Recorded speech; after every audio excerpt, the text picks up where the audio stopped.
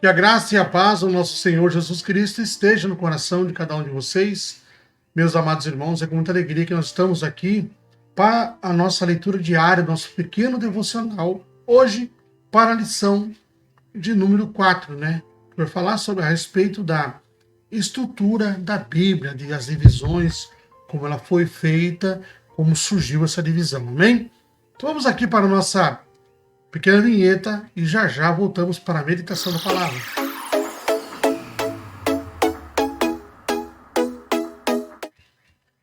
Glórias a Deus, meus amados. Estamos aqui o nosso tema. O tema de hoje é os livros inspirados e autorizados são chamados de canônicos.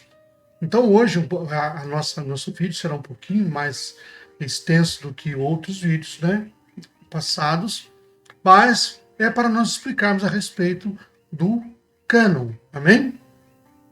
A nossa leitura bíblica está em 1ª Epístola de Coríntios, no capítulo 2, dos versículos de 4 ao versículo 13, amém? De posse da palavra de Deus, iremos agora fazer a leitura. Diz bem assim: a minha palavra e a minha pregação não consistiram em palavras persuasivas de sabedoria humana, mas em demonstração do Espírito e de poder, para que vossa fé não se apoiasse em sabedoria de homens, mas no poder de Deus. Todavia, falamos sabedoria entre os perfeitos? Não, porém, a sabedoria deste mundo, nem dos príncipes deste mundo, que se aniquilam.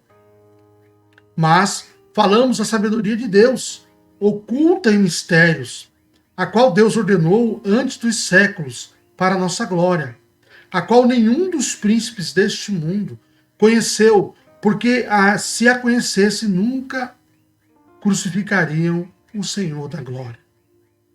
Mas, como está escrito, as coisas que o olho não viu, e o ouvido não ouviu, e não subiram aos corações do homem, são as que Deus preparou para os que o amam. Mas Deus vô-la revelou pelo seu Espírito, porque o Espírito penetra todas as coisas, ainda as profundezas de Deus.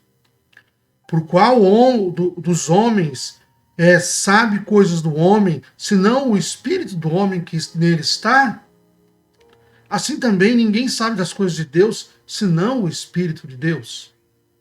Mas nós recebemos o Espírito do mundo, mas o Espírito que provém de Deus, para que pudéssemos conhecer o que nos é dado gratuitamente por Deus, as quais também falamos, não com palavras de sabedoria humana, mas com as que o Espírito Santo ensina, comparando as coisas espirituais com as espirituais, amém? Glória a Deus. Então nós vemos aqui que o apóstolo Paulo, ele falou de modo inspirado, ou seja, inspirado pelo Espírito Santo. Tanto que todas as cartas que ele escreveu foram cartas pastorais, cartas inspiradas, exortando, admoestando, amém? Lembramos que a igreja de Corinto era uma igreja muito abençoada de dons, porém tinha desordem, havia muita desordem. Nós vimos que os primeiros 4 capítulos da primeira epístola ao Coríntios era chamando atenção para os erros, ou seja, demonstrando esses erros, para depois serem corrigidas. Mas aí o que tem a ver o que nós estamos com o tema hoje? O que tem a ver com o tema é que a inspiração de Paulo ao escrever essas cartas também é através do Espírito Santo, e ela foi organizada dentro da Bíblia através do cânon. Então vamos aqui entender o que é o cânon da palavra de Deus. Amém? Então, cânon, ele é, na verdade, ele é, literalmente falando, né, uma vara de medir, uma vara reta. Amém? Uma vara que serve para aferir as coisas, amém? Então diz assim, vamos entender. O cânon ou escrituras canônicas é a coleção completa dos livros devidamente inspirados, constituindo a Bíblia. Então, o cânon ou escrituras canônicas é uma coleção completa dos livros devidamente organizados e inspirados, constituindo a Bíblia. Então, o cânon são essas divisões da Bíblia, né? E também cânon é palavra grega que significa literalmente vara reta, uma vara de medir, assim como uma régua de carpinteiro. No sentido religioso, né, o cânon ele significa aquilo que mede, mas aquilo que serve não significa aquilo que mede, mas aquilo que serve de norma, regra. Com esse sentido, a palavra cânon parece do original em vários lugares do Novo Testamento. Por exemplo, nos versículos que eu vou mencionar aqui, Gálatas 6,16, e a todos quantos andares da conformidade com esta regra, paz e misericórdia sejam sobre eles e sobre o Israel de Deus. 2 Coríntios, capítulo 10, no versículo 13, que fala assim, nós, porém, não nos gloriamos sem medida, mas respeitamos o limite da esfera da ação que Deus nos demarcou e que se estende até vós. Em 2 Coríntios 10,15 também.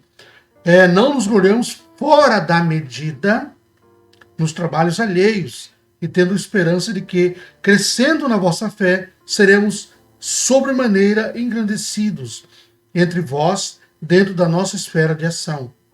Em Filipenses, capítulo 3, versículo 16, fala bem assim, todavia, andemos de acordo também, citando o cânon, com o que já alcançamos. Amém?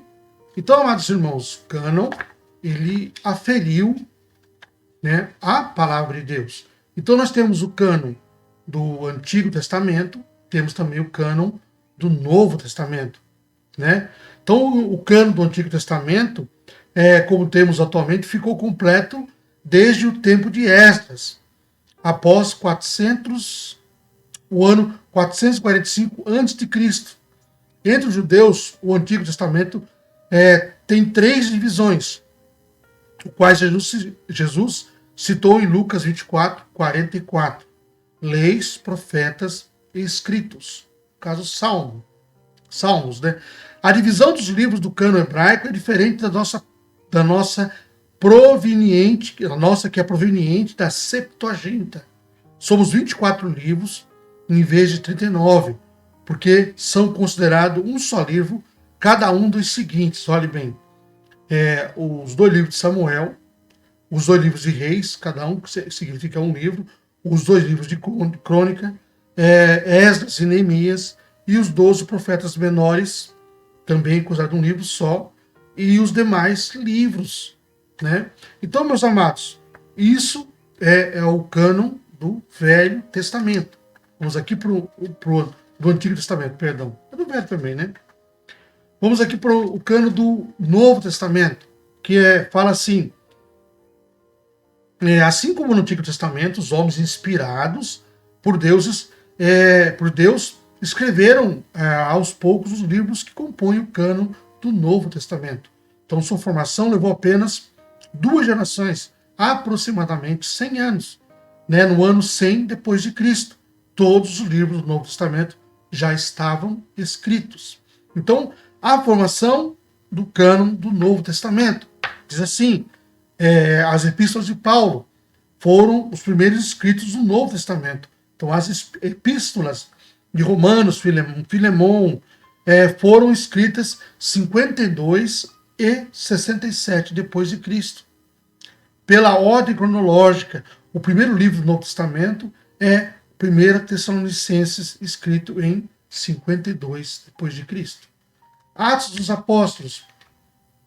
Esse livro foi escrito por Lucas no ano 63 depois de Cristo. Os Evangelhos Esses, no princípio, foram propagados oralmente. Vocês verem que não tinham Bíblia ainda, mas eram propagados oralmente. Não havia perigo de engano ou esquecimento, porque era o Espírito Santo quem guiava aqueles que estavam pregando e que lembrava tudo aquilo que foi falado.